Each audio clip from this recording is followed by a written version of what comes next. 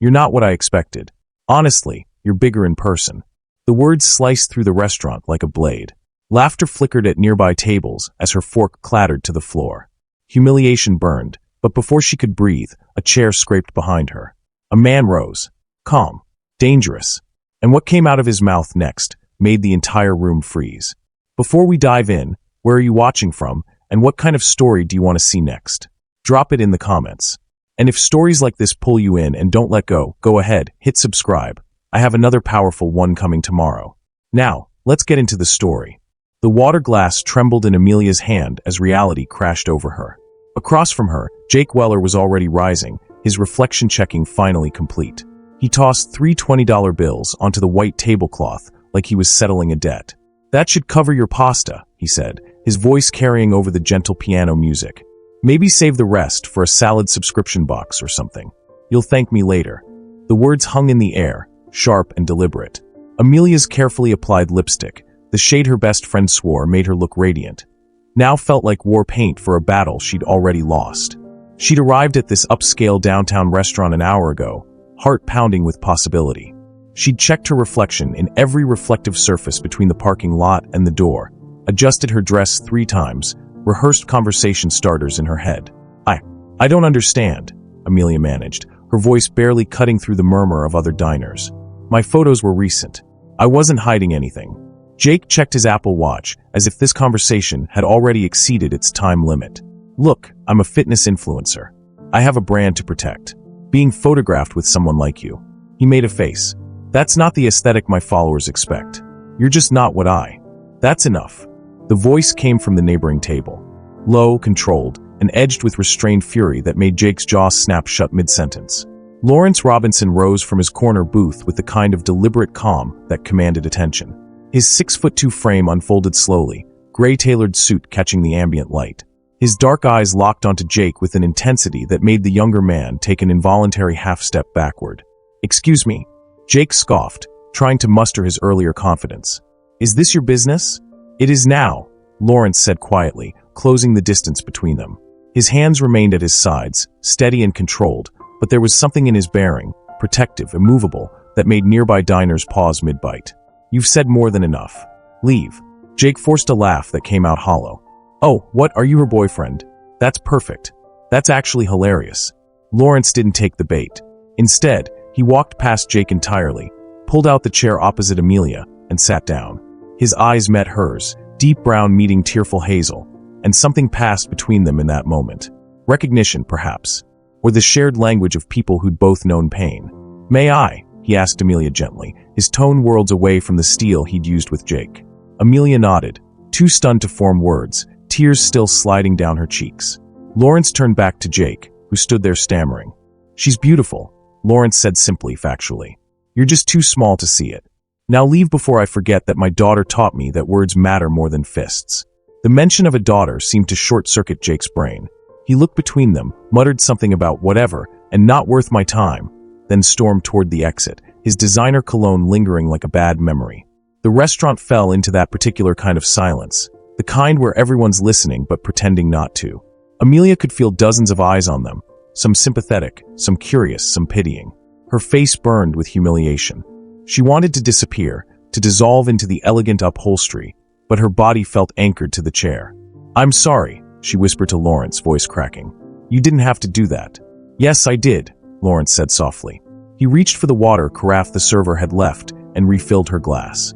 No one deserves to be spoken to that way, especially not during what should have been a pleasant evening. Amelia accepted the glass with shaking hands, took a careful sip. "I must look like a disaster." "You look like someone whose night was ruined by someone who didn't deserve to breathe the same air," Lawrence said. "I'm Lawrence, by the way. Lawrence Robinson." "Amelia," she managed. "Amelia Bryant." "Amelia," he repeated, as if committing it to memory. "Can I ask you something? When's the last time you had a proper meal? I mean, really sat down and enjoyed something, not just picked at your plate?" The question was so unexpected that Amelia almost laughed through her tears. I ordered the salmon earlier, but you were too nervous to eat it," Lawrence finished. "First date nerves. I remember those." Something flickered across his face, a shadow, a memory, but it passed quickly. "How about we start over?" he continued. "Pretend the last 15 minutes never happened. Hello, I'm Lawrence, and I was just about to order the best tiramisu in the entire city. Would you like to join me? No expectations, no pressure. Just two people sharing dessert and maybe salvaging what's left of your Friday night. Amelia studied this stranger who defended her honor, who was now offering kindness instead of pity. Why? She asked. Why would you do this for someone you don't even know? Lawrence was quiet for a moment, his fingers drumming a soft rhythm on the tablecloth. Because I have a 10-year-old daughter at home named Sophie, he said finally, his voice carrying weight. And 2 weeks ago, she came home from school crying because someone told her she was too chubby to be in the class photo front row. I held her while she sobbed and told her she was perfect exactly as she is. But tonight, sitting here, hearing what that man said to you, he paused. I realized I can't just tell Sophie to stand up for others. I have to show her how it's done. Amelia felt a different kind of tears forming, the kind that came from unexpected kindness. She's lucky to have you. I'm the lucky one, Lawrence said, and there was something in his voice, a depth, a story untold, that made Amelia want to know more. She saved me in ways I'm still discovering. Before Amelia could ask what he meant, the restaurant owner, a distinguished older gentleman with silver at his temples, approached their table. He set down 2 slices of pristine tiramisu without being asked, each garnished with fresh raspberries. On the house, he said with a knowing smile. Anyone who stands up to bullies eats free in my establishment. He winked at Amelia. And you, my dear, deserve far better than that fool. Please eat. Our desserts have been mending hearts since 1987. As the owner walked away, Lawrence picked up his fork. He's right, you know, about the tiramisu, and about deserving better. Amelia took a tentative bite, and the flavors melted across her tongue. Espresso-soaked ladyfingers, rich mascarpone, the perfect balance of bitter and sweet. It tasted like comfort, like possibility. This is incredible, she breathed. Wait until you try the chocolate mousse, Lawrence said with the first real smile she'd seen from him. Sophie makes me order it every Friday when we come here. It's our tradition since, he stopped, that shadow crossing his face again. It's been our tradition for a while now. They ate in comfortable quiet, the restaurant's normal rhythm gradually returning around them. Amelia found herself stealing glances at Lawrence. He was handsome in an unassuming way. Strong jawline, intelligent eyes, the kind of laugh lines that suggested he used to smile more often than he did now. And there, on his left hand, was a pale band of skin where a wedding ring used to rest. Can I tell you something? Amelia said suddenly, surprising herself. This was my 4th blind date in 6 months. The first guy spent the whole dinner talking about his ex-wife. The second one asked if I'd ever considered going blonde to look more approachable. The third never showed up at all. Lawrence set down his fork with deliberate care. Can I tell you something in return? Those weren't dates. Those were auditions with men who think women are accessories to their lives. Real connection, real dating, is about finding someone who sees you. Not your dress size, not your job, not what you can do for their image. Just you. Speaking from experience? Amelia asked gently. Lawrence's hand moved unconsciously to that pale band on his ring finger. My wife, Hannah, used to say that love wasn't about finding someone perfect. It was about finding someone whose broken pieces fit with yours. He took a careful breath. She passed away 2 years ago. Sudden cardiac arrest. No warning, no goodbye. One moment she was there, the next. Amelia's hand moved across the table instinctively, stopping just inches from his. I'm so sorry, Lawrence. She would have liked you, Lawrence said, and he sounded almost surprised by the admission. She was a child advocate. Spent her whole career standing up for kids who couldn't stand up for themselves. She founded a charity that's still running today. I'm a marketing assistant, Amelia said softly, at Morrison & Reed. Actually, her eyes widened slightly. Wait, Hannah Robinson, the Robinson Foundation. I worked on one of your campaign designs 3 years ago, the Worth Beyond Words series. Lawrence's expression shifted, surprise, recognition, something that looked almost like fate. That was Hannah's favorite campaign. She had the posters framed in her office. They talked until the restaurant began dimming its lights for closing. 2 strangers connected by cruelty witnessed and kindness offered. When Lawrence finally walked Amelia to her car, the rain had stopped, leaving the streets glistening under streetlights. Thank you, Amelia said, clutching the business card he'd pressed into her hand. For everything. Don't thank me yet, Lawrence replied with a slight smile. I have a feeling we're not done with each other's stories. He was right. But neither of them could have known just how deeply their lives were about to intertwine, or that the woman who'd once felt too big for one man's world was about to discover she was exactly the right size for another man's heart. What Amelia didn't know as she drove home that night was that Lawrence Robinson wasn't just a stranger with a kind heart. He was a widower still learning how to live again, a father teaching his daughter about courage, and a man who just felt something he thought died with his wife 2 years ago. And what Lawrence didn't know was that the woman in the blue dress would soon become the answer to a question he'd stopped asking. Is it possible to love again after loss? Their story was just beginning. The maitre d' appeared as Lawrence signaled for the check, moving with the practiced efficiency of someone who'd been managing Marlowe's for decades. But when he saw Lawrence's face, his professional demeanor shifted into something warmer. "Mr. Robinson," he said with genuine respect, his Italian accent softening the formality. "Please, there is no check tonight. What you did," he glanced at Amelia with kind eyes, "that is the kind of decency we need more of in this world." "That's not necessary, Marco," Lawrence replied, but the older man was already waving him off. "In my restaurant, kindness is always rewarded. Besides," he added with a knowing smile, "your foundation renovated the community center where my grandson takes art classes. This is the least I can do." Amelia watched this exchange with growing curiosity. Lawrence Robinson. The name had sounded familiar earlier, but now context was clicking into place. Robinson Development Group. The skyscrapers downtown. The philanthropic work she'd read about in the business section. This man who defended her wasn't just kind, he was someone. And somehow, that made her feel both more grateful and more embarrassed.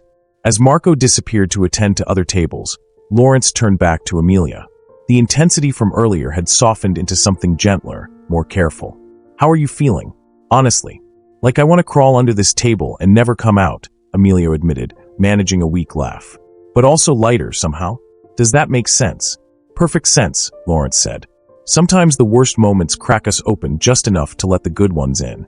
He reached into his jacket pocket and pulled out a business card. Simple, elegant, just his name and a phone number. He placed it on the table between them, his fingers lingering for just a moment before pulling back. "Dinner's not supposed to hurt, Amelia," he said quietly. "If you ever want to try again, as friends, no pressure, call me. Or text. Sophie tells me I'm embarrassingly bad at texting, but I promise I read every message." The mention of his daughter made Amelia smile despite everything. "How old did you say she was?" 10 going on 30, Lawrence replied, and for the first time that evening, his whole face brightened.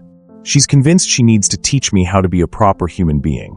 Most days, she's probably right." Amelia picked up the card, running her thumb over the embossed lettering. "Thank you, Lawrence, for everything. I don't think I'll ever forget what you did tonight." "Don't thank me for basic human decency," he said, standing and offering his hand to help her up. "That should be the baseline, not the exception." As they walked toward the entrance, Amelia caught their reflection in the restaurant's windows. Her in her blue dress that suddenly didn't feel quite so cursed. Him in his gray suit that probably cost more than her monthly rent. They looked like they belonged to different worlds. Which is exactly why you'll never call him, she told herself. Outside, the rain had reduced to a light mist. Lawrence walked her to her car, hands in his pockets, comfortable in the silence. When they reached her Honda Civic, looking decidedly modest next to the luxury vehicles in the lot, he smiled. "Drive safe, Amelia Bryant. And for what it's worth, I have a feeling your story's just getting started." She wanted to say something profound, something that matched the significance of the evening. Instead, she just whispered, "Good night, Lawrence." He waited until she'd started her car and pulled away before heading to his own vehicle. A sleek black Audi that suited him perfectly. 20 minutes later, Lawrence pulled into the driveway of his brownstone in Lincoln Park, the porch light glowing warm against the night. Before he'd even turned off the engine, he could see Sophie's shadow moving past the upstairs window. She was supposed to be in bed an hour ago. He smiled despite himself. The front door opened before he reached it, and Sophie stood there in her dinosaur pajamas, her dark curls escaping from a lopsided ponytail, a drawing pad tucked under one arm. "You're late," she announced, but her eyes were sparkling with curiosity. "Mrs. Chen said you had a business dinner, but you're wearing your going-out suit, not your meeting suit." Lawrence laughed, scooping her up even though she insisted she was too old for it. "When did you become a fashion detective?" "Since forever, Daddy. I'm observant." She studied his face as he carried her inside. "You look different." "Different how?" He set her down in the living room, where her drawings were scattered across the coffee table. Dinosaurs wearing elaborate crowns and capes, her latest obsession. Sophie tilted her head, considering. "Your sad eyes are less sad. Did something happen? Did you stand up for someone again?" The question caught him off guard, as Sophie's questions often did.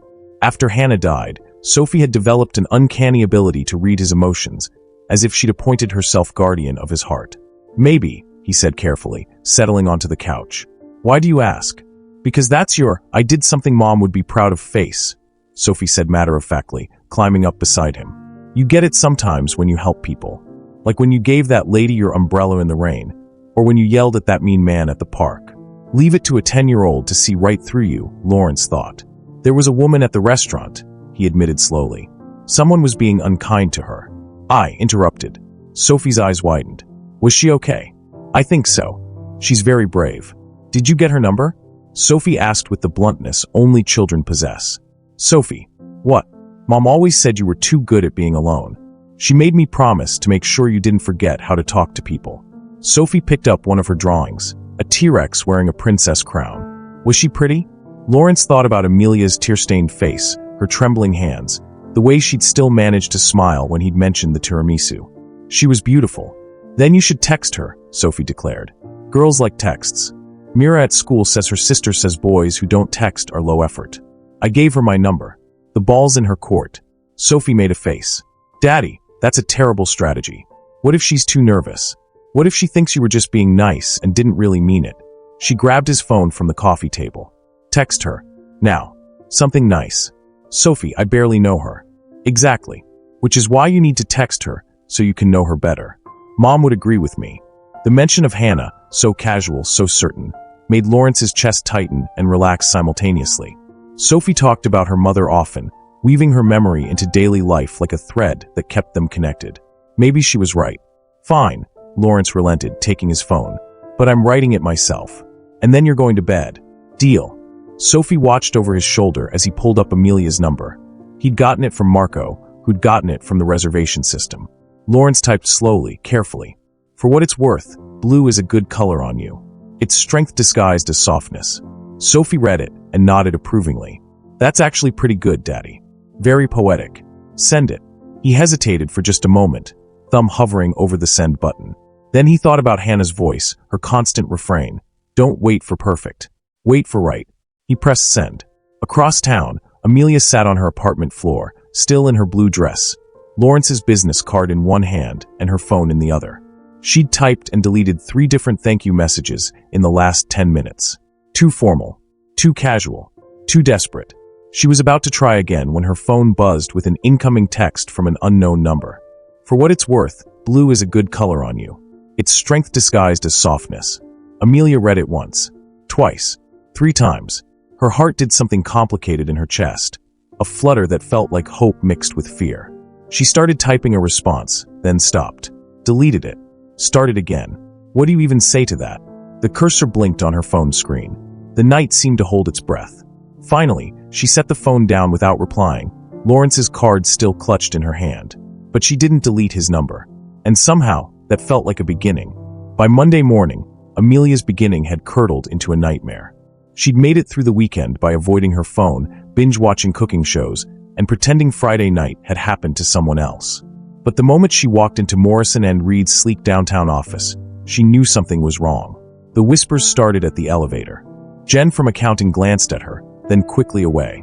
Marcus, who usually greeted everyone with aggressive enthusiasm, suddenly became fascinated with his coffee. And when Amelia reached her desk, her coworker Taylor was waiting, phone in hand, expression caught between sympathy and something that looked uncomfortably like pity. Amelia, I am so sorry, Taylor said, turning her screen around. There it was. Jake's Instagram story, viewed by his 847,000 followers. The video showed him in his car, hair perfectly styled even in candid mode. Worst blind date ever, guys. PSA, if your photos are from 2019 and you've gained like 50 pounds, maybe update them. Just got catfished at Marlowe's. Had to bounce. Life's too short for false advertising. He'd added laughing emojis and tagged it #datingdisaster, #keepitreal, #fitnessfirst. The comments were worse. Hundreds of strangers dissecting someone they'd never met, agreeing she should have been honest, that Jake dodged a bullet, that women like that needed to work on themselves before dating. Amelia's vision blurred at the edges. There's more, Taylor said quietly, scrolling. Someone filmed part of it. The argument. It's blurry, but she didn't need to see it. She could imagine it perfectly. Her tears, Jake's contempt, her humiliation served up as entertainment for people eating breakfast. "I need a minute," Amelia managed, grabbing her bag and heading for the bathroom. She barely made it into a stall before the tears came. The day crawled by in a fog of shame. Every glance felt like judgment. Every whispered conversation felt like it was about her. By the time she got home to her studio apartment, Amelia felt hollowed out, scraped raw. She dropped her bag by the door and caught sight of herself in the full-length mirror. The blue dress hung in her closet, visible through the open door. She pulled it out, held it against herself, and stared. "You're bigger in person."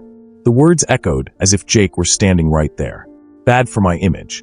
Amelia turned sideways, studying her reflection with the kind of brutal scrutiny she'd spent years trying to unlearn. Every curve felt like evidence. Every soft edge felt like failure. Her phone buzzed on the dresser. She ignored it. It buzzed again. Then again. Probably Taylor with more "Are you okay?" texts that would require her to lie and say yes. But when she finally looked, she saw a notification she hadn't expected. Voicemail from Lawrence Robinson. Her finger hovered over the play button. Part of her wanted to delete it without listening, to preserve whatever dignity she had left, to not let this kind, handsome stranger see her at rock bottom. But a larger part of her, the part that had felt something shift Friday night, pressed play. Lawrence's voice filled her small apartment, warm and steady. "Amelia, it's Lawrence. I hope that's okay. Marco gave me your number from the reservation. I know you haven't responded to my text, and that's completely fine. You don't owe me anything. But I saw what that idiot posted online, and I needed you to know something." He paused, and Amelia could hear him choosing his words carefully. "What I did Friday night wasn't pity. It was respect. I was raised by a mother who taught me that silence in the face of cruelty makes you complicit, and a wife who showed me that the bravest thing you can do is stand up when someone else can't." Another pause. Longer this time. "You walked into that restaurant with hope. That took courage.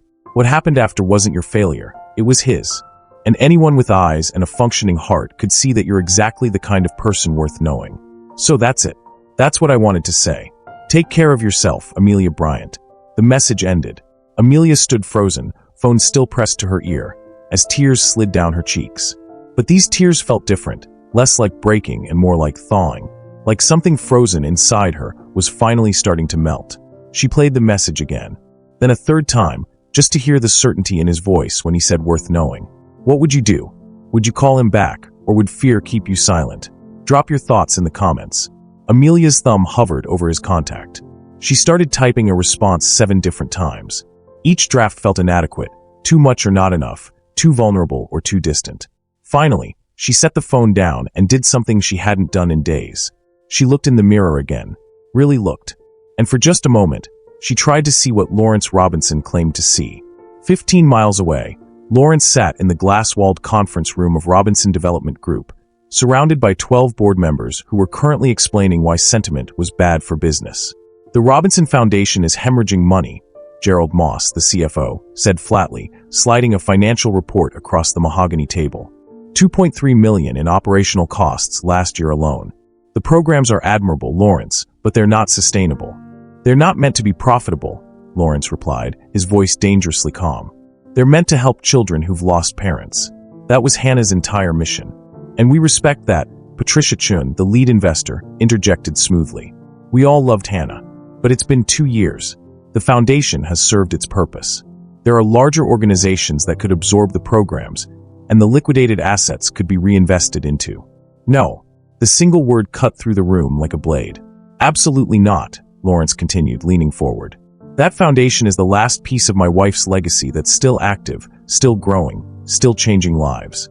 I don't care if it costs $5 million a year. We're not selling." Gerald exchanged glances with Patricia. "Lawrence, we understand this is emotional, but you need to separate." "Don't." Lawrence's jaw tightened. "Don't tell me to separate emotion from business when we're talking about children who've experienced the worst loss imaginable. Hannah built something that matters. I'm not dismantling it because it doesn't fit on a profit-loss statement." The room fell into uncomfortable silence. Finally, Patricia spoke, her tone gentler but no less pointed. "We're not asking you to dismantle it immediately. We're asking you to consider options. Think about it, Lawrence. That's all we're requesting." The meeting adjourned with the kind of tension that lingered in the air like smoke. Back in his office, Lawrence stood at the floor-to-ceiling windows overlooking Chicago's skyline. His assistant, Rachel, appeared in the doorway with his afternoon coffee. Rough meeting? She asked, setting the cup on his desk. They want me to sell Hannah's foundation. And you said, absolutely not. Rachel smiled slightly. Good. She'd haunt you if you did. She hesitated, then added, you've been distracted lately. Everything okay? Lawrence thought about Amelia's tear-stained face, her trembling hands, the way she'd looked at him like he'd done something heroic when he'd just done what any decent person should do.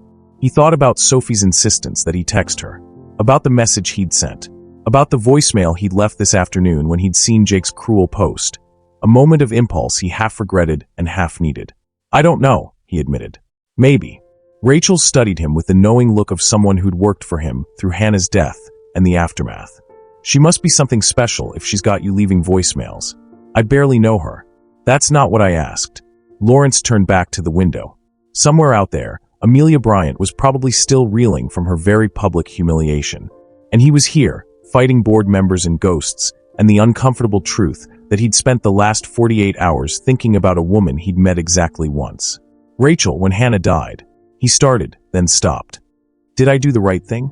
Keeping everything exactly the same? The foundation, the routines, You did what you needed to survive, Rachel said gently. But surviving and living aren't the same thing. Maybe it's time to figure out the difference. After she left, Lawrence picked up his phone. No response from Amelia. Not to his text. Not to his voicemail. He told himself that was fine. That he'd said what he needed to say. That she didn't owe him anything. But he couldn't quite shake the feeling that something had shifted. In him, in her, in the careful distance he'd maintained from the world since Hannah died. Two people, he thought. Both fighting ghosts. Both convinced they were alone in the battle.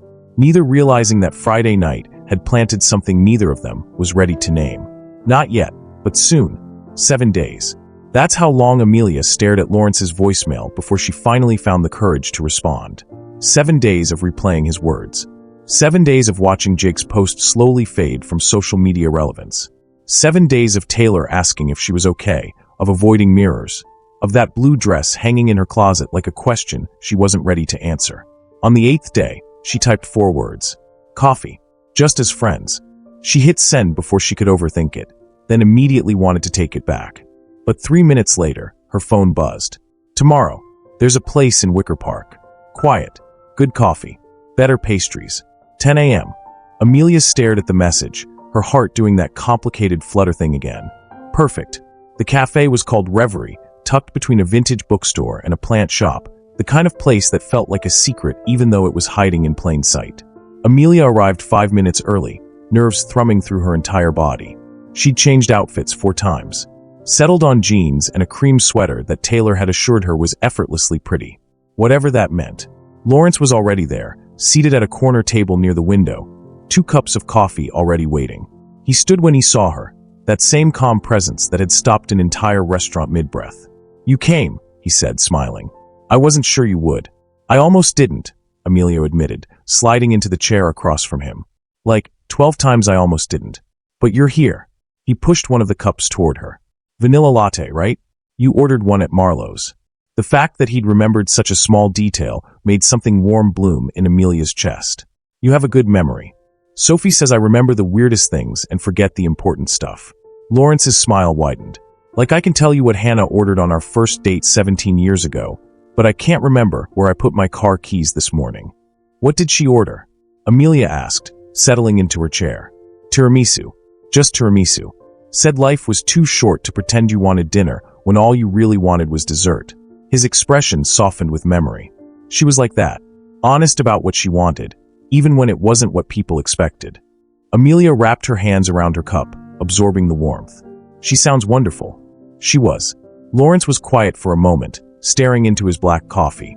I lost her 2 years ago. Sudden cardiac arrest. She was 34. We were supposed to have decades left. I'm so sorry, Lawrence. He looked up, and Amelia was struck by how much pain could live behind such composed eyes. Everyone says that sorry, and they mean it. But what no one tells you is that grief doesn't make you stronger or wiser, or any of those things people claim. It just makes you tired. Really, endlessly tired. So what keeps you going? Amelia asked softly. Sophie. The answer came without hesitation. And stubbornness, probably. Hannah was the brave one. The one who'd stand up to anyone, fight for anything. I just build things. Literal things. Towers, developments, structures that last. He paused. It's easier to build buildings than to rebuild yourself. Amelia felt something shift in her chest. Recognition, maybe. Then maybe it's time someone builds something for you. Lawrence's gaze snapped to hers, surprised. What do you mean? I mean, Amelia searched for the right words. You stood up for me when I was falling apart. You left me a voicemail that literally pulled me back from spending 3 hours hating myself in a mirror.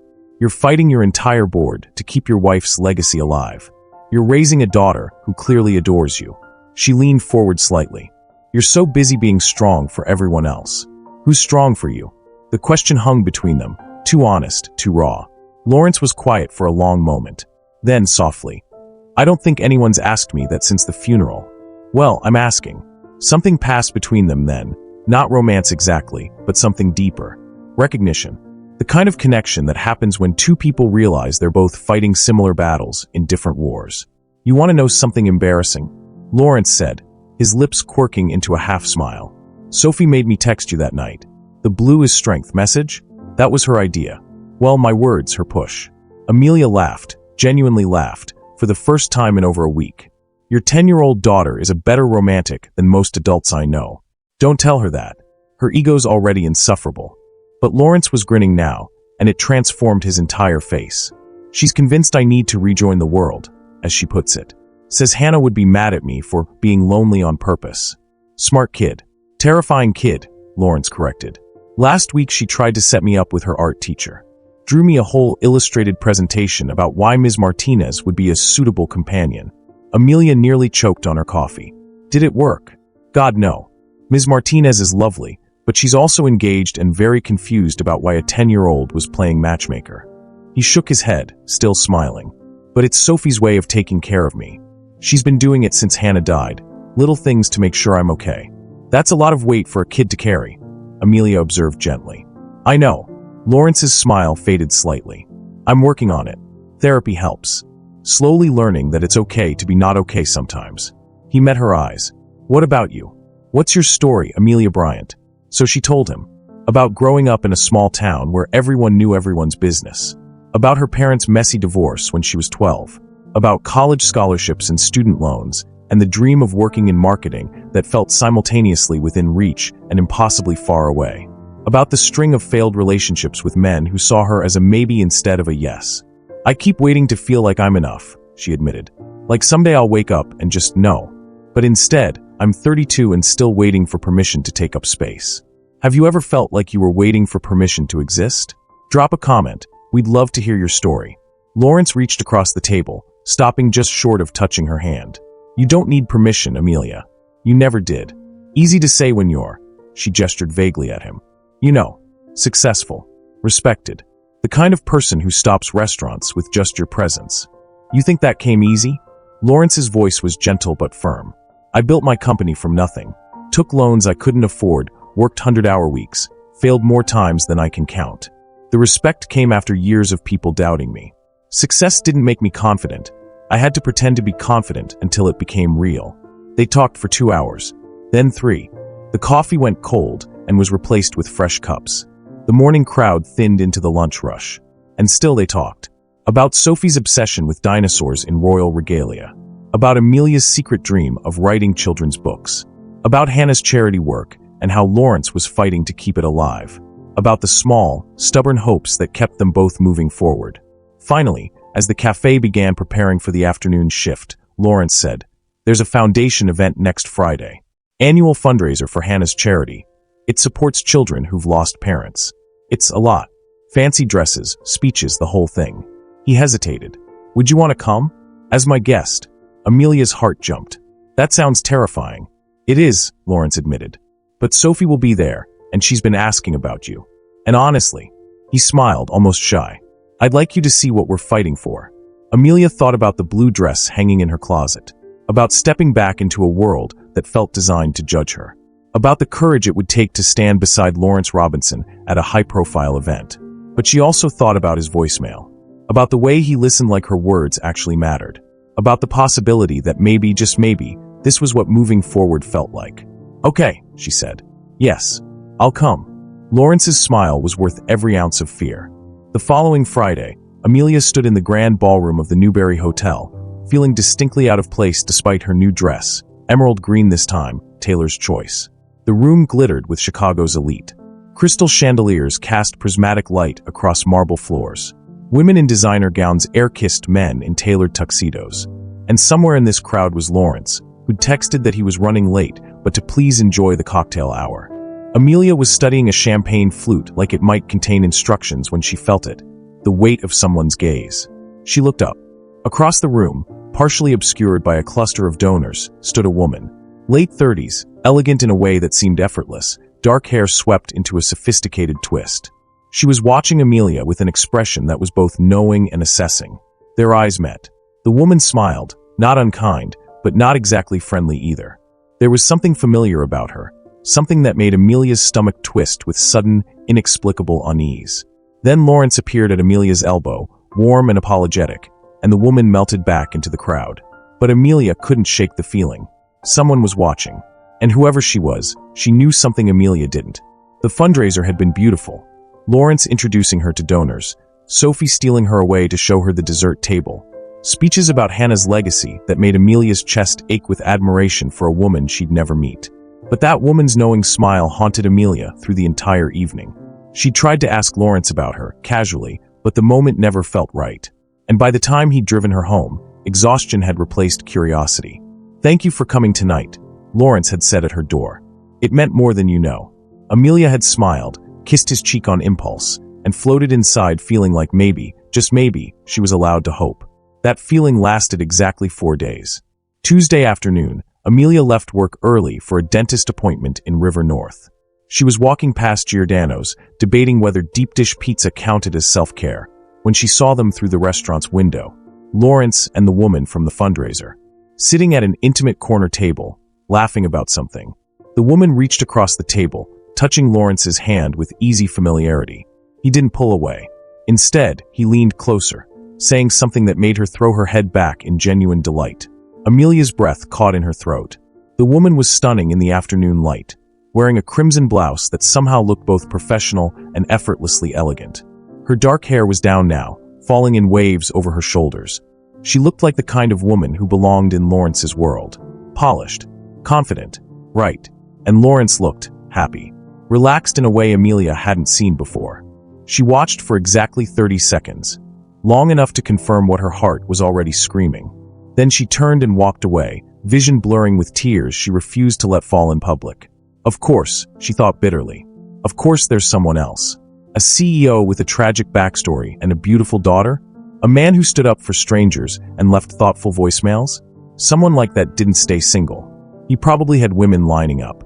She'd just been too naive to see it. The coffee, the fundraiser, the way he'd looked at her like she mattered. Pity, her old demons whispered. It was always just pity. By the time Amelia reached her apartment, hurt had crystallized into something harder. She pulled out her phone, found Lawrence's contact, and hovered over the delete button.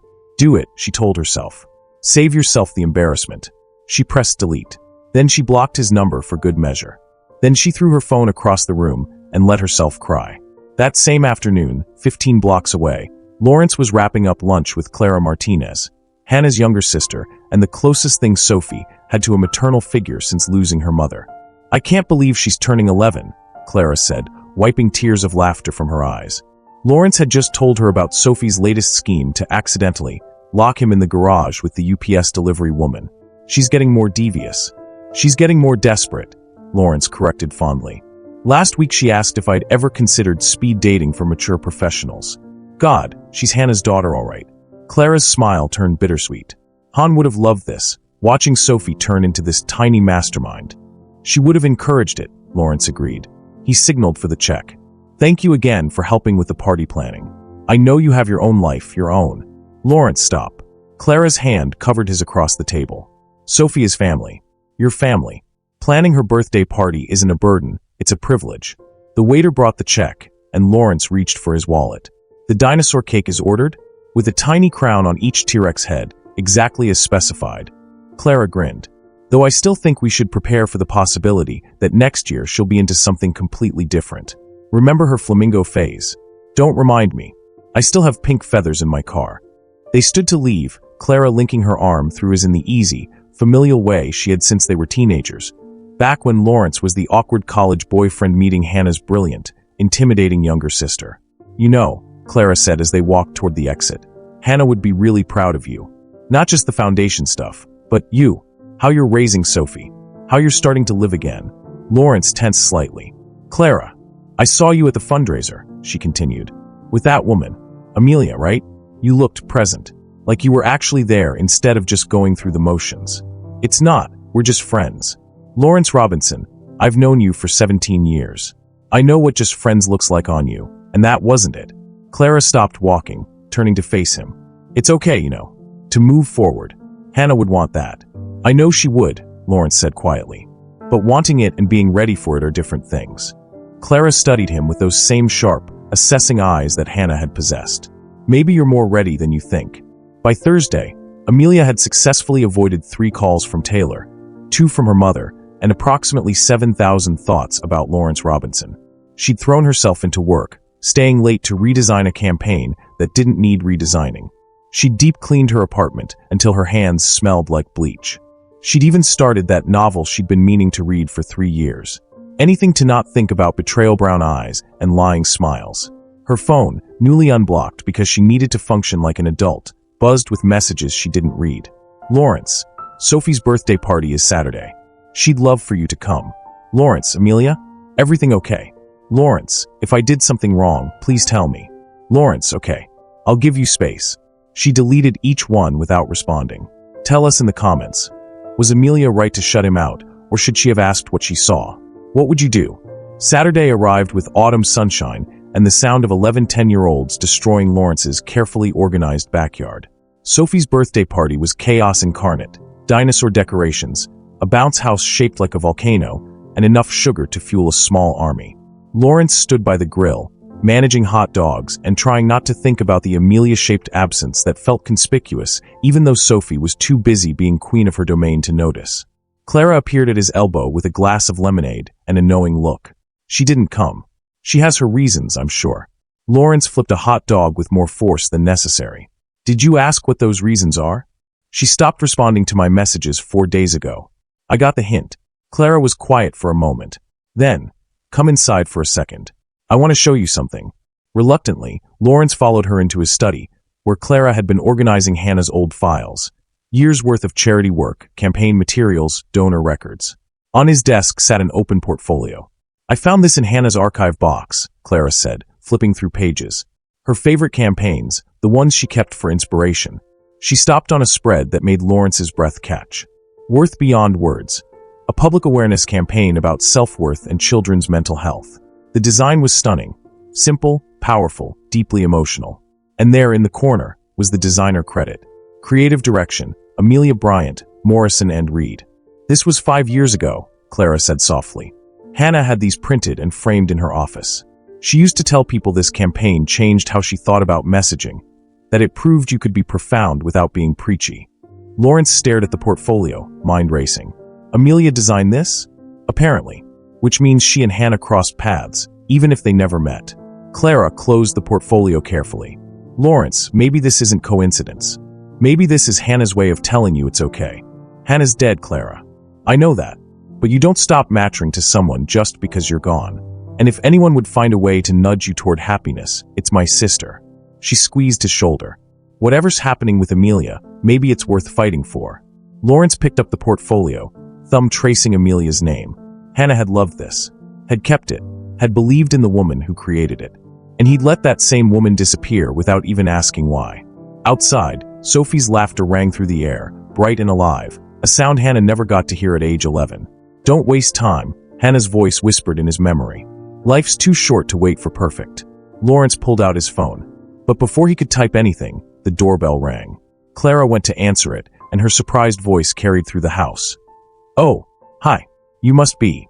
I'm so sorry I'm late, a familiar voice said, breathless and nervous. I brought a gift, but I forgot it in the car twice, and is Lawrence here? Lawrence appeared in the foyer. Amelia stood there, holding a badly wrapped present, looking terrified and determined in equal measure. Their eyes met. I saw you, Amelia blurted. With her, the woman from the fundraiser, having lunch. And I thought, her voice cracked. I thought I was being an idiot again. Clara looked between them, understanding dawning.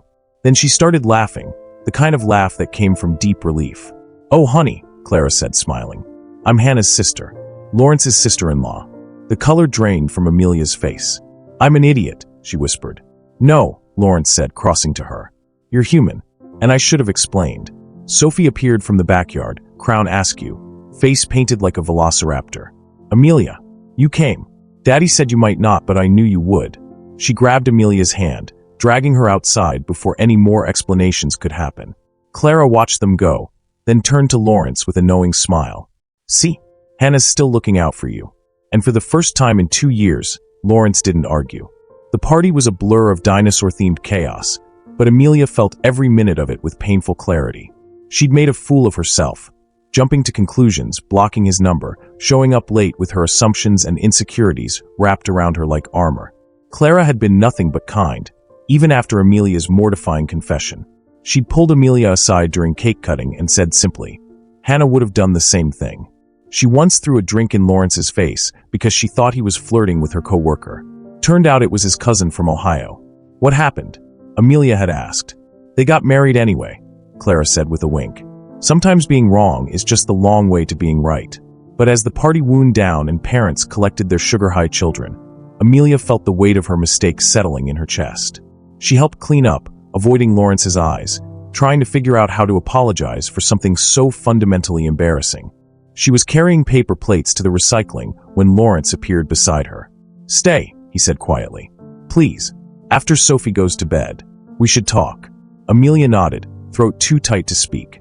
An hour later, after Sophie had been wrestled into pajamas and bribed into bed with promises of leftover cake for breakfast, Lawrence found Amelia sitting on his back porch steps, staring at the remnants of the party.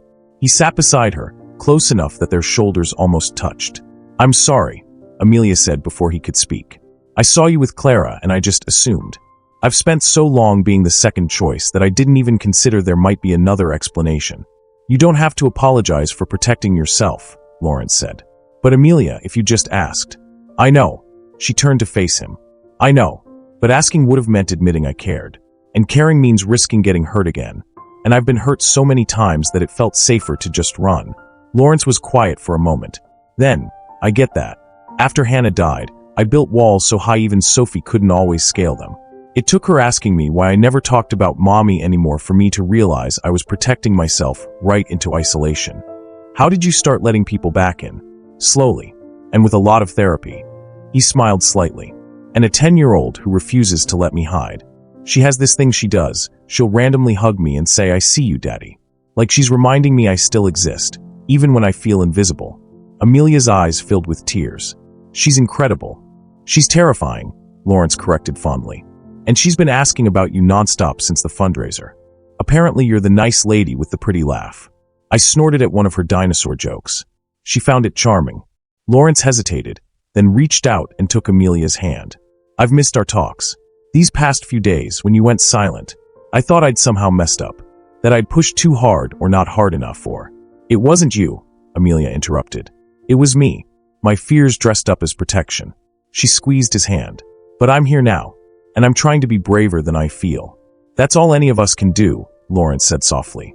They sat in comfortable silence as the evening cooled around them, hands linked, something fragile and hopeful building in the space between words. Finally, Lawrence spoke. "There's something I want to show you, but it requires going somewhere. Are you free tonight? I showed up uninvited to your daughter's birthday party. I'm clearly free." Lawrence laughed, a real, full laugh that transformed his entire face. "Fair point. Come on." 20 minutes later, they pulled up outside Marlowe's. Amelia's stomach dropped. "Lawrence, trust me," he said, coming around to open her door. "I promise this isn't what you think." Inside, Marco greeted them like old friends, his eyes twinkling with knowing delight. "Ah, Mr. Robinson, and the beautiful lady in blue, though tonight you wear green. Still beautiful. Is she here?" Lawrence asked. "Waiting at your usual table," Marco confirmed, gesturing them toward the back. Amelia's confusion deepened, until she saw who was sitting there. Sophie, in her dinosaur pajamas covered by a cardigan, grinning like she'd orchestrated world peace. "Surprise," Sophie announced. "It's our Friday tradition, but I wanted you to come too. Daddy said you might think he was being weird, but I said you'd understand because you're nice." Clara appeared from the restroom laughing. She insisted. absolutely refused to go to bed until we brought her. I'm just here as the responsible adult witness. Sophie, you're supposed to be asleep, Lawrence said, but there was no heat in it. And you're supposed to be happy, Sophie countered. Mommy always said Fridays were for family and friends and people who make you smile. Amelia makes you smile. I checked. What would you do if a kid called you out like this? Have you ever had a child play matchmaker? Drop your stories in the comments. Amelia felt tears threatening again, but this time they were the good kind. You checked. You said 3 words at my party and Daddy's whole face changed. Like when the sun comes out after rain. Sophie patted the seat next to her. Sit here. We always get the chocolate mousse, but Daddy won't let me eat it all so you can help. Lawrence looked at Amelia, something vulnerable in his eyes. I texted you earlier, before you showed up. I was going to tell you about Clara, explain everything. But then you were just there. What did the text say? He pulled out his phone, showed her the unsent draft. If I misled you, I'm sorry. I wasn't on a date. I was planning a surprise party for someone who still believes in birthdays. For what it's worth, I've missed our talks. Amelia read it twice, then looked at Sophie, at Clara, at Lawrence's hopeful expression. You were going to send this? I was working up the courage, Lawrence admitted. But apparently my daughter decided to take matters into her own hands. I'm an excellent problem solver, Sophie said proudly. Now can we please order? I'm starving, and also it's past my bedtime, which means I'm allowed to be dramatic. They ordered, Sophie insisting Amelia try, everything good. And the awkwardness dissolved into something warmer. Sophie dominated the conversation with stories about her party, about the kid who cried because he thought the volcano was real, about how her dad had accidentally referred to a triceratops as a triangle ceratops. One time, Lawrence protested. That happened one time. It was last week, Daddy. Clara watched them with quiet satisfaction, occasionally meeting Lawrence's eyes with a look that said, see? I told you so. When the chocolate mousse arrived, a work of art covered in shaved chocolate and fresh berries, Sophie ceremoniously handed Amelia a spoon. Mommy used to say sharing dessert is how you know someone's safe, Sophie said, suddenly serious. Because you're trusting them with the best part. The table fell quiet. She sounds very wise, Amelia said gently. She was. Sophie took a bite, then added with childlike pragmatism. But she's not here anymore, so now we make new traditions. And I think you should be part of them. If you want. Amelia looked at Lawrence, who was staring at his daughter with a mixture of pride and heartbreak. I would love that, Amelia whispered. They shared the mousse, laughing when Sophie got chocolate on her nose. Marco brought complimentary tiramisu and told Sophie she was the best negotiator he'd ever met. Clara regaled them with stories about Hannah's legendary stubbornness. And slowly, naturally, the table felt less like a charity event and more like family. As the restaurant began closing for the night, Sophie stood and wrapped her arms around Amelia in a fierce hug. Can you come again next Friday? She asked, voice muffled against Amelia's shoulder. If your dad wants me to, Amelia said carefully. Lawrence stood, helping Sophie into her cardigan. His eyes met Amelia's over his daughter's head. Every Friday, he said quietly. If you'll have us. Every Friday, Amelia agreed. Sophie pulled back, satisfied. Good. Now I can go to bed. Clara, can I sleep in your car? I'm very tired from being social. Not how cars work, sweetie, Clara laughed. As they walked out into the cool October night, Sophie grabbed both Lawrence's and Amelia's hands, swinging between them. This is better, she announced to no one in particular. This feels right. Lawrence caught Amelia's eye over Sophie's head. Something passed between them. Not quite a promise, but close. An acknowledgement that whatever this was, it was becoming something neither of them had planned for. Something that felt suspiciously like a second chance. Clara drove off with Sophie already half asleep in the back seat. Lawrence and Amelia stood in the parking lot, the restaurant glowing behind them. She's remarkable, Amelia said. She's her mother's daughter, Lawrence replied. Then softer. But I think Hannah would have really liked you. Not just your work, you. How can you know that? Because you make Sophie laugh. And you make me feel like maybe I'm allowed to be happy again. He stepped closer. Is that okay? To be happy. Amelia reached up, touching his face gently. I think it's more than okay. I think it might be necessary. When he kissed her, soft and careful and full of hope, it tasted like chocolate mousse and second chances.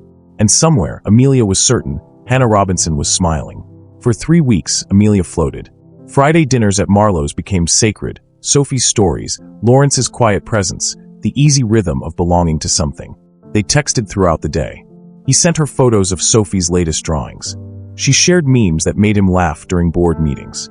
It felt like building something real. And then Wednesday happened. The conference room at Morrison & Reed was uncomfortably cold, the kind of cold that seeped into your bones and made everything feel hostile. Amelia sat at the long table, her portfolio open in front of her, 3 months of work displayed across glossy pages. The Voices Rising campaign, her baby. A mental health awareness initiative for teens that she'd poured her heart into. Personal interviews, raw testimonials, design work that balanced hope with honesty. It was the best thing she'd ever created. Richard Kellerman, her boss, stood at the head of the table presenting it to the client. Except he wasn't saying Amelia designed this, or Amelia's vision was. He was saying we felt, and our approach, and my team developed. Amelia's stomach turned to ice. She watched him take credit for every element, the color palette she'd agonized over, the typography she'd chosen specifically because it felt like handwriting, like intimacy. The tagline she'd written at 2 a.m, crying over her keyboard because it had finally captured what she wanted to say. Your story isn't over. Let's write the next chapter together. Richard said it like he'd invented it. The client loved it. Signed the contract on the spot. Shook Richard's hand and called him a visionary. When the meeting ended, Amelia cornered him in the hallway. That was my campaign, she said, voice shaking. Every single element. You know that. Richard adjusted his tie, barely looking at her. You're part of the team, Amelia. Team efforts don't have individual credit. You took my exact words. My designs. Careful, Richard interrupted, voice dropping. You're a marketing assistant. I'm the creative director. That's how this works. You contribute, I present. If you don't like the structure, there are plenty of other agencies in Chicago. He walked away, leaving Amelia standing in the fluorescent-lit hallway, hands trembling with impotent rage. By Friday, Amelia had descended into a familiar darkness. She'd spent 2 days replaying the meeting, dissecting every moment, wondering if she'd imagined her own contribution. Maybe Richard was right. Maybe she was just a cog in the machine, delusional about her own importance. Too big. Not good enough. Invisible. The voices came back, louder than ever. She texted Lawrence at 4 p.m. I can't make dinner tonight. I'm sorry. Not feeling well. His response came immediately. What's wrong? Can I help? Just need to be alone. Rain check. A pause. Then, of course, take care of yourself. Sophie sends dinosaur hugs. She turned off her phone and crawled into bed, still wearing her work clothes, and stared at the ceiling until the light faded. The knock came at 7:30. Amelia ignored it. Probably a delivery. Or a neighbor. Or someone who would go away if she stayed quiet enough. The knock came again. More insistent. Amelia. Lawrence's voice, muffled through the door. I know you're in there. Your lights are on. She squeezed her eyes shut. Go away. Please just go away. I brought soup, he continued. Sophie made it. Well, supervised it. There was an incident with the blender and approximately 3 gallons of chicken broth, but we recovered. Despite everything, Amelia almost smiled. You don't have to let me in, Lawrence said, softer now. But I'm going to leave this container by your door. And I'm going to sit out here in this hallway for 20 minutes in case you change your mind. Okay. Silence. Amelia heard him settle against her door, heard the quiet exhale of someone prepared to wait. 5 minutes passed. Then 10. Finally, she couldn't stand it anymore. She dragged herself off the bed, caught sight of her reflection in the hallway mirror, mascara smeared, hair tangled, eyes swollen, and almost retreated. But the image of Lawrence sitting in her dingy apartment hallway pulled her forward. She opened the door. Lawrence looked up from where he sat cross-legged on the floor, a thermos beside him. His tie was loosened, jacket discarded, looking more human than she'd ever seen him. Hi, he said simply. You didn't have to come, Amelia whispered. I know. He stood slowly, picked up the thermos. But Sophie was very insistent that soup fixes everything, and I've learned not to argue with her when she uses her mom voice. Amelia let him in because turning him away felt harder than letting him see her like this. Her apartment was small, studio with a kitchenette, books everywhere, unwashed dishes in the sink. The blue dress still hung in the closet, visible through the open door. Evidence of her perpetual state of not quite together. Lawrence didn't comment on any of it. He just moved to her tiny kitchen, found a bowl, and ladled out soup that smelled like comfort and childhood. You don't have to talk, he said, setting it on her coffee table. Just eat. Have you ever had someone show up when you were at your lowest? Sometimes the smallest gestures mean everything. Share your story in the comments. Amelia sat on her couch, accepted the bowl, and took a tentative sip. It was perfect, warm, savory, with bits of vegetables and tender chicken. Exactly what her hollowed-out body needed. Sophie added extra noodles because she says they're emotionally supportive, Lawrence said, settling into the chair across from her. She's a wise soul, Amelia managed. She's worried about you. We both are. The kindness broke something open in Amelia's chest. The tears came fast and hard, soup forgotten as she crumpled into herself. I'm sorry, she gasped. I'm sorry, Lawrence was beside her in an instant, not touching, just present. What happened? And she told him. Everything. Richard stealing her work. The years of being overlooked, talked over, dismissed. The way she'd almost started believing she mattered, only to be reminded that she was just background noise in someone else's success story. And the worst part, she said, voice breaking. I can still hear Jake. Every time something goes wrong, I hear him saying I'm too big, too much, not enough. Like he planted something in my brain that just won't shut up. Lawrence was quiet for a long moment. Then, so softly it was almost a whisper. Then let me be louder. Amelia looked up, vision blurred with tears. I see you, Amelia Bryant, Lawrence said, his brown eyes steady and certain. Not the version of you that Richard wants to exploit. Not the woman Jake was too shallow to appreciate. You. The woman who designs campaigns that change lives. Who makes my daughter laugh until she snorts. Who showed up to a stranger's birthday party to apologize for having feelings. He moved closer, not quite touching but close enough that she could feel his warmth. You are brilliant and kind and so much stronger than you know, he continued. And if Jake's voice is in your head, let me put mine there too. Let me be the louder one. The one that reminds you that you matter. That your work matters. That you're not too anything, you're exactly right. Amelia sobbed harder, but differently now. Like something toxic was finally draining out. Lawrence pulled her into his arms, and she let herself break against his chest. All the shame, all the hurt, all the years of feeling invisible pouring out in waves. He didn't try to fix it. Didn't offer platitudes or solutions. He just held her and let her fall apart, one hand stroking her hair, whispering, I've got you. I've got you. They stayed like that until her tears ran dry, until exhaustion pulled her under. Lawrence stayed. He covered her with a blanket when she finally fell asleep on the couch, washed her dishes, left a note on her coffee table with his terrible handwriting. You're not alone in this. Call me when you wake up. Sophie says the soup reheats well, and also that you're very brave for crying because feelings are important. She's right. About everything. L. He locked the door behind him and texted Clara. Can you take Sophie tomorrow morning? I need to handle something. Clara. Everything okay? No. But it will be. The next morning, Richard Kellerman arrived at his office to find Lawrence Robinson sitting in his waiting area. Mr. Robinson, Richard said, confused. I don't think we have a meeting scheduled. We don't, Lawrence said pleasantly, standing. But we're about to have a conversation. He followed Richard into his office without waiting for an invitation. I understand you recently presented a campaign called Voices Rising. Lawrence began. Yes, excellent work. My team really. Your marketing assistant, Amelia Bryant, designed it. Every element. And you took credit. Richard's expression hardened. I don't know what she told you, but... She didn't tell me anything, Lawrence interrupted. But I know her work. Hannah Robinson, my late wife, kept Amelia's worth beyond words campaign in her office. I recognize her style, her voice, her heart. And I recognize theft when I see it. Mr. Robinson, this is highly inappropriate. What's inappropriate is stealing someone's work and threatening their job when they call you on it. Lawrence's voice remained calm, but there was steel underneath. So here's what's going to happen.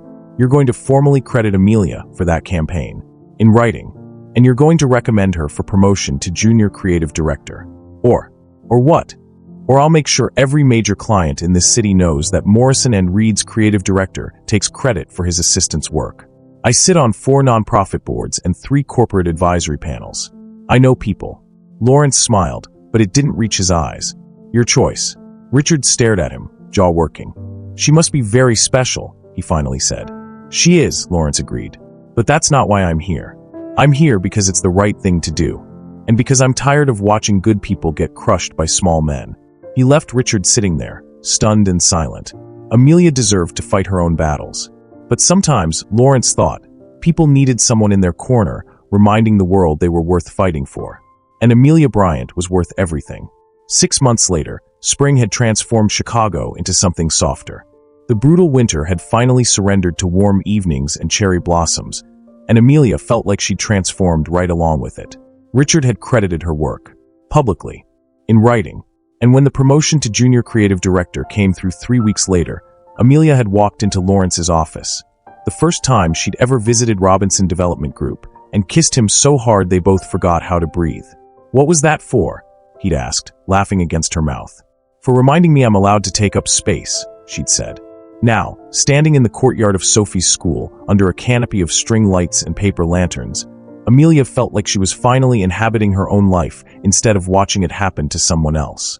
The spring fundraiser was in full swing, parents mingling, children racing between booths, the air sweet with the smell of fresh lemonade and baked goods. Sophie had dragged Amelia to 17 different stations, insisting she try the ring toss. "I designed the prizes, they're all dinosaurs." The face painting, "You should get a butterfly, they mean transformation." And the bake sale, Mrs. Chun made brownies and they're legendary. Lawrence had been pulled into conversation with other parents and board members, his hand finding Amelia's every time he passed by. A grounding touch that said, "I see you. I'm here. We're in this together." They'd been doing this for months now. Friday dinners that expanded into Saturday morning pancakes and Sunday museum trips. Sophie's basketball games where Amelia cheered louder than anyone.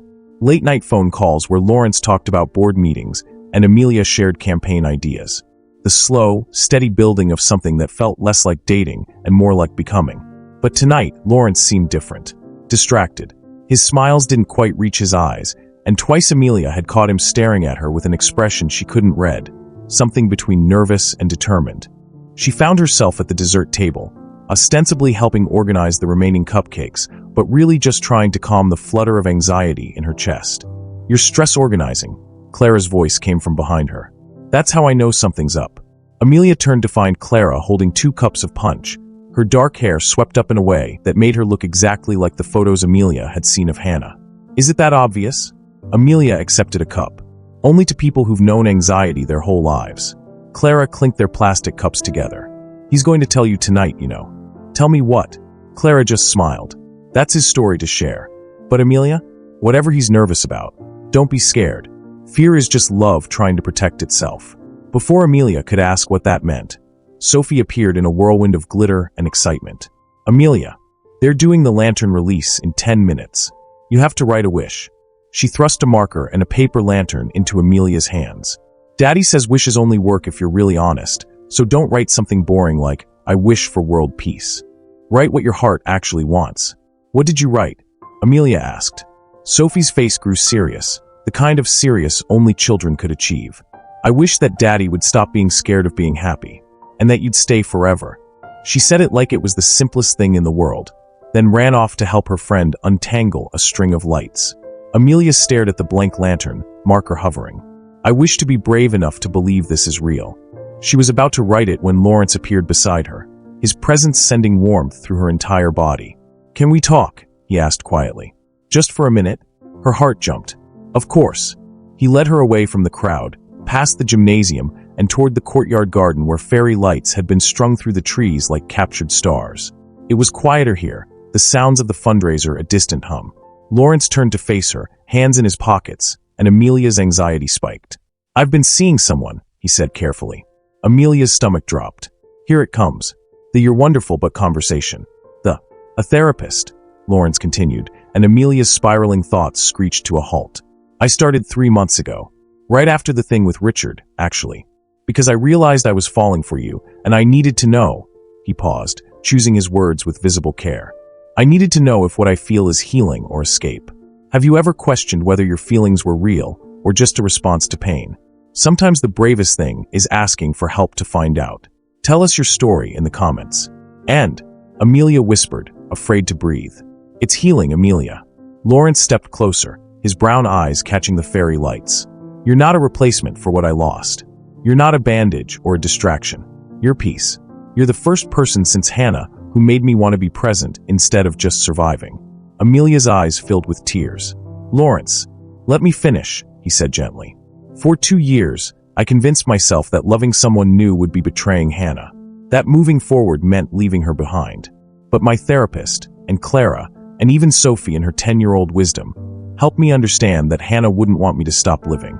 She'd want me to find joy again."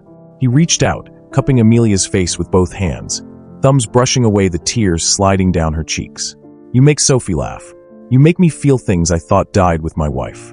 You walk into a room, and suddenly everything's in color again. His voice cracked slightly. I'm terrified, Amelia. Terrified of losing someone I love again. But I'm more terrified of not telling you that I love you because I was too scared to try. The world seemed to stop. You love me. Amelia breathed. Completely, Lawrence said. Messily. In a way that probably needs more therapy to fully unpack. But yes, I love you. Amelia laughed through her tears, a sound that was half sob, half wonder. You're my proof, she said, hands coming up to cover his. You're my proof that good men exist. That I'm not too much or not enough. That I'm exactly right for someone who actually sees me. I see you, Lawrence promised. Every single part. When he kissed her, it was different from that first kiss months ago. This one wasn't careful or questioning. It was certain. A promise made with lips and breath, and the kind of tenderness that came from truly knowing someone. Amelia kissed him back like she was answering a question she'd been asking her whole life. Am I allowed to be loved like this? Yes, the kiss said. Yes, yes, yes.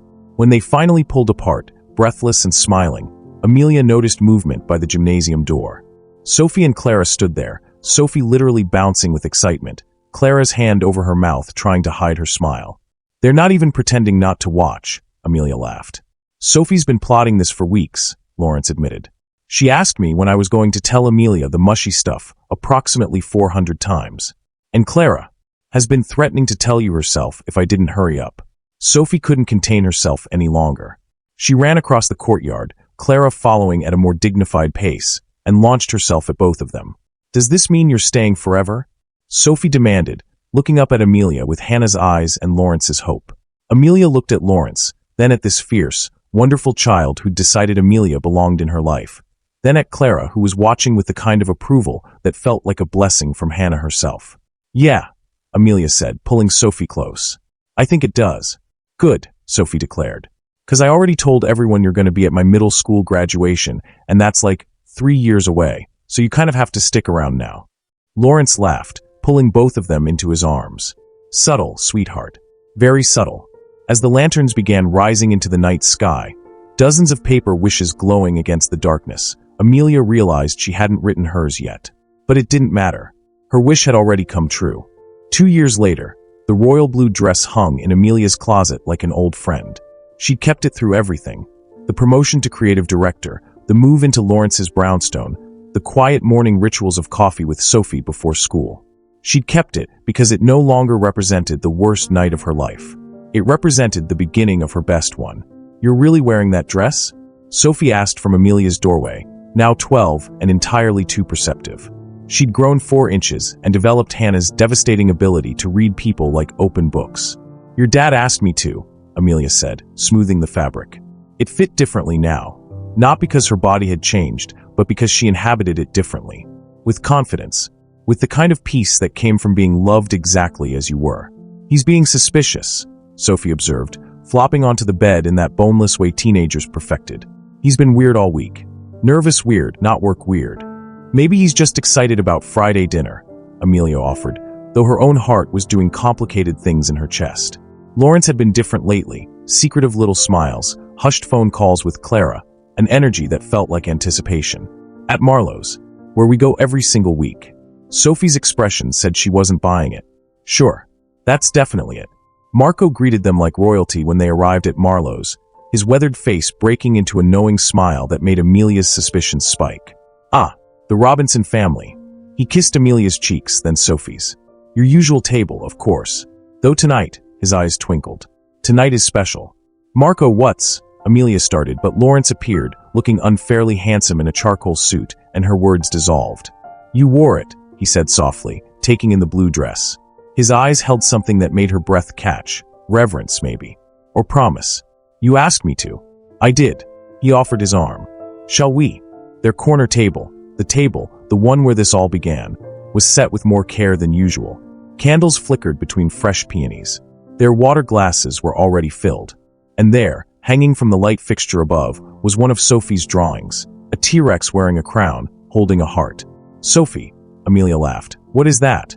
Art, Sophie said primly, sliding into her seat. Daddy said I could decorate. I chose emotional honesty. They ordered, the salmon for Amelia, the ribeye for Lawrence, and Sophie requesting, everything chocolate, with the confidence of someone who knew she'd get away with it. The conversation flowed easily, the way it always did now. Sophie dominated with stories about her basketball team. We destroyed Lincoln Park, Amelia destroyed them. About her friend Marcus, who might be cute but is definitely annoying. About her science fair project on bioluminescence. But Amelia noticed Lawrence barely touched his food. He kept glancing at Sophie, then at Clara, who'd mysteriously appeared at a nearby table wearing a dress too nice for a casual Friday. Something was happening. When Marco brought dessert, the chocolate mousse as always, but this time with a single sparkler crackling on top, Sophie suddenly dropped her spoon with a clatter that seemed almost theatrical. "Oops," she said, not sounding sorry at all. "Butterfingers. Have you ever had someone in your life orchestrate a surprise so beautiful it made you believe in magic? Share your story." Lawrence stood, and the restaurant fell quiet in that way that made Amelia's heart start racing. "Amelia," he said, his voice steady but his hands trembling slightly. 2 years ago, you walked into this restaurant wearing that dress. You came here hoping for connection, for someone to see you, for a night that wouldn't end in heartbreak. Tears were already forming in Amelia's eyes. Instead, you got humiliated by someone too small to recognize extraordinary when it was sitting right in front of him. Lawrence moved around the table, standing beside her now. But what he meant as cruelty became grace. Because it brought you into my life. Into Sophie's life. Into our life. Sophie was grinning so hard her face might split. "You once told me that dinner shouldn't hurt," Lawrence continued, his brown eyes locked on Amelia's. "And you were right. These Friday nights, they're my favorite part of every week. Not because of the food or the tradition, but because they're filled with you. Your laugh. Your kindness. The way you make Sophie feel safe enough to be exactly who she is." He knelt, and Amelia's hands flew to her mouth. The entire restaurant was watching now. Diners at other tables had gone silent. Servers paused mid-step. Even the kitchen seemed to hold its breath. "You turned my daughter's laughter back on," Lawrence said, his voice thick with emotion. "You taught her that love doesn't replace what we've lost. It builds something new alongside it. And you did the same for my heart." He pulled a small velvet box from his pocket, and Sophie scrambled out of her seat to stand beside him, practically vibrating with excitement. "Amelia Bryant," Lawrence said, opening the box to reveal a ring that caught the candlelight like captured stars. A sapphire the exact color of her dress, surrounded by diamonds that looked like hope. "Will you marry us?" "Us." Not just him. Us. Amelia looked at Lawrence's tear-bright eyes, at Sophie's expectant face, at the life they'd built together from ruins and second chances and Friday night tiramisu. "Yes," she breathed. Then louder, laughing through tears. "Yes. Yes, of course, yes." The restaurant erupted. Applause thundered through Marlowe's. Not polite golf claps, but the kind of celebration that came from witnessing something real. Diners who'd been there that first night stood and cheered. Servers whistled. Marco appeared with champagne and real glasses this time, his eyes suspiciously bright. Lawrence slid the ring onto her finger, a perfect fit, because of course Sophie had stolen one of her rings months ago to get the size, and pulled her into a kiss that tasted like chocolate and promise and the future. When they broke apart, Sophie launched herself at both of them, wrapping her arms around Amelia's waist with the fierce possessiveness of someone who'd been waiting for this moment for 2 years. "I knew it," Sophie squealed. "I knew Daddy was going to do the mushy thing tonight. Clara owes me $20. "Sophie," Lawrence laughed, ruffling her hair. "What? We had a bet. I said he'd cry, she said he'd stay composed. Look at his face, I was right." Amelia couldn't stop laughing, couldn't stop crying, couldn't stop looking at the ring on her finger. This tangible proof that the worst night of her life had led to the best one. Clara appeared then, pulling Amelia into a fierce hug. "Welcome to the family," she whispered. "Hannah would have loved this. Would have loved you." "I wish I could have known her," Amelia said. "You do know her," Clara replied, gesturing to Sophie, to Lawrence, to the Foundation's work, to all the ripples Hannah had left behind. "She's in everything good that's happened. She's why Lawrence knew how to stand up for you that first night. She's why Sophie knows how to love so fiercely. You're not replacing her, Amelia. You're honoring her. By being exactly who you are." More champagne appeared. Toasts were made.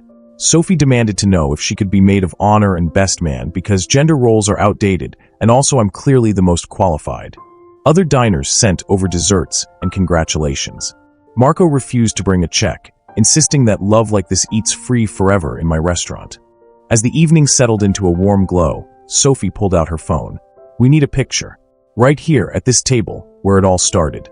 They posed, Lawrence and Amelia side by side, Sophie between them, all three of them grinning like fools. The blue dress glowed under the soft golden light, no longer the costume of a hopeful woman waiting to be chosen. Now it was the armor of a woman who'd chosen herself. Marco appeared one last time as they prepared to leave, pressing something into Amelia's hand, a black and white photo, slightly faded. "From that first night," he explained. "You were crying." He was standing up. "I took it because I knew it was a moment that would matter. I've been waiting 2 years to give it to you." Amelia studied the photograph. There she was, tears on her cheeks, blue dress catching the light. And there was Lawrence, mid-rise from his table, jaw set with determination, about to change both their lives forever. "Thank you," she whispered. "For everything. For seeing it before we did." "Amore vero," Marco said simply. "True love always finds its way." As they walked out into the cool autumn night, the same season, the same restaurant, everything different, Sophie grabbed both their hands. "So when's the wedding?" "Because I have opinions. Strong opinions. Dinosaur-themed is non-negotiable." "We'll discuss it," Lawrence said diplomatically. "That means yes," Sophie translated to Amelia. "Just so you know, we'll discuss it, in dad speak always means yes." Amelia laughed, squeezed Sophie's hand, met Lawrence's eyes over their daughter's head, their daughter, because that's what Sophie had become. The blue dress swished around her legs as they walked to the car, and Amelia thought about that woman from 2 years ago.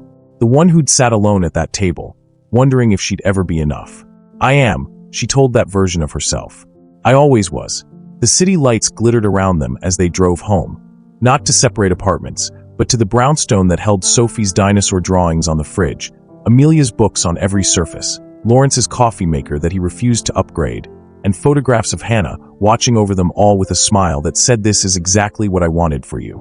Later, when Sophie was asleep and Lawrence and Amelia stood in their bedroom, the ring catching moonlight, he pulled her close. "Thank you," he whispered against her hair. "For what?" "For being brave enough to call me that day. For showing up to Sophie's party. For giving us a chance even when you were scared. For choosing us." "You chose me first," Amelia reminded him. "That night, when no one else would. Best decision I ever made." As Amelia drifted towards sleep that night, wearing an old t-shirt of Lawrence's, the blue dress carefully hung in the closet, she thought about Marco's photograph. About that moment frozen in time, cruelty and kindness colliding, two strangers about to become everything to each other. That night, cruelty tried to break her. But kindness stood up, and love walked over. And in the end, Amelia Bryant learned what she'd been searching for her entire life. She didn't need someone to save her. She needed someone who believed she was worth standing beside. Lawrence Robinson was that someone.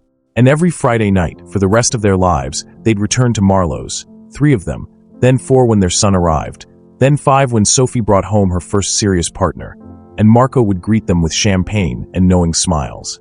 The restaurant that witnessed her lowest moment became the cathedral of her greatest joy. And the blue dress? It hung in their closet forever, not as a reminder of pain, but as proof that the worst nights sometimes lead to the best lives. Thanks so much for watching till the end. If this story moved you, you're going to love what's coming next. It's even more surprising and emotional than this one. Go ahead and click the story on your screen right now, and see you in the next story.